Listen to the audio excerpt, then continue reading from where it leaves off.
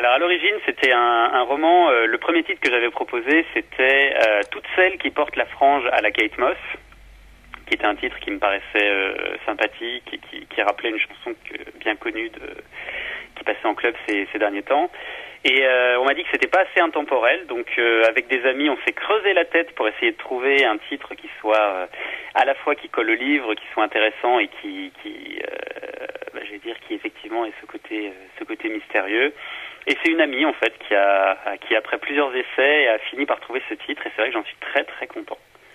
Alors, comme les bons polars, en tout cas c'est un point de vue personnel, c'est pas l'intrigue qui est forcément important, mais plutôt l'environnement, les personnages.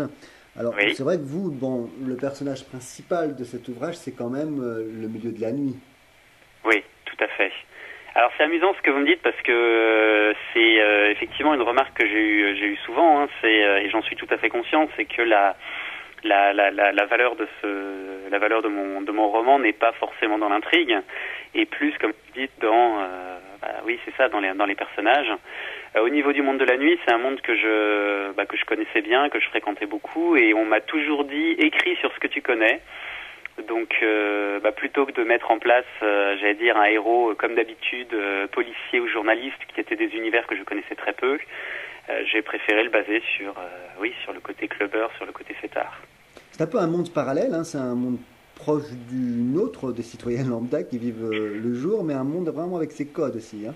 Oui, tout à fait, tout à fait. C'est vrai qu'il y a vraiment enfin, moi, à l'origine, je suis de Grenoble, de province. Je suis monté sur Paris, comme tout le monde. C'est vrai que les premières soirées qu'on fait, les premières sorties qu'on fait, on est perdu, on n'a pas les codes, on a l'impression que les gens, vous savez, c'est toujours la même chose, sont très ouvert d'abord, et puis ensuite vous poignarde dans le dos, entre guillemets, et puis petit à petit vous vous rendez compte qu'en fait c'est simplement une question, comme vous le dites, d'autres cultures, d'autres codes, d'autres connaissances, d'autres politesses, d'autres respects, et quand vous les connaissez vous vous rendez compte que finalement c'est effectivement un milieu qui est formidable, qui est très vivant et qui est génial. On va pas évoquer l'intrigue, hein, serial killer qui sévit dans ce milieu. Peut-être quelques mots sur votre personnage, Fitz, qui est loin d'être un héros, qui a du mal à se battre, mais qui mène quand même sa petite enquête. Oui, j'aime beaucoup. C'est pas très modeste de dire ça, mais j'aime beaucoup mon héros. C'est vrai que déjà de base, j'ai toujours eu un faible pour les anti-héros.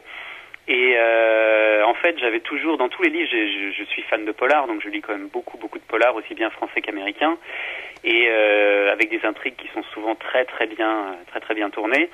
Et il y a toujours quelque chose, par contre, qui me dérangeait, qui me gênait, c'est que les héros étaient généralement, enfin le héros était généralement capable de tout faire. C'est-à-dire qu'il avait un obstacle, quel qu'il soit, que ce soit une porte fermée, que ce soit quelqu'un qui ne veut pas lui donner un renseignement. Et au final, comme par hasard, soit il a des amis qui sont capables de trouver le renseignement, soit il a des compétences qu'on ne connaissait pas en crochetage de serrure.